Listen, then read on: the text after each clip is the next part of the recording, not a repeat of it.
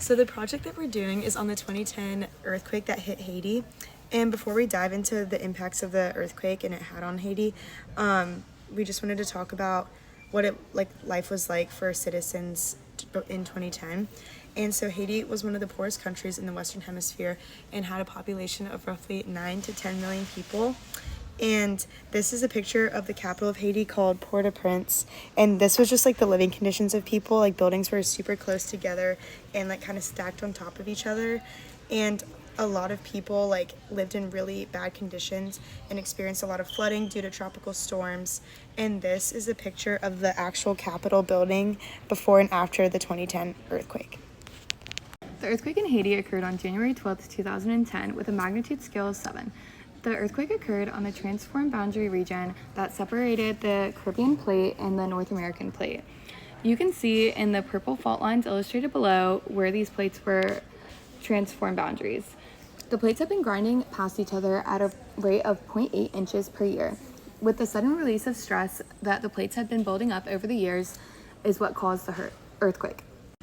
So the people impacted by the earthquake that hit Haiti, this was the capital that I was talking about earlier, and in this little ring right here is how severe the earthquake was, and roughly 3 million people were badly shaken from the earthquake.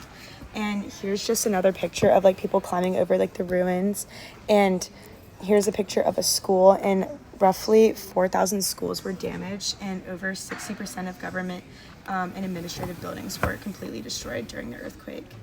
And here's some more images of people climbing over the ruins. There was roughly 200,000 people injured from this and 316,000 deaths from the earthquake. The Haiti earthquake drastically altered the landscape through landslides, ground rupture, and crustal deformation, damaging infrastructure and creating new settlements. It caused deforestation, leading to increased soil erosion and more landslides, while debris from destroyed buildings created waste management challenges. Ecosystems were disrupted with habitats destroyed, wildlife displaced, and marine life harmed by sediment runoff and pollution. Water systems were contaminated through atmospheric effects were minimal aside from dust.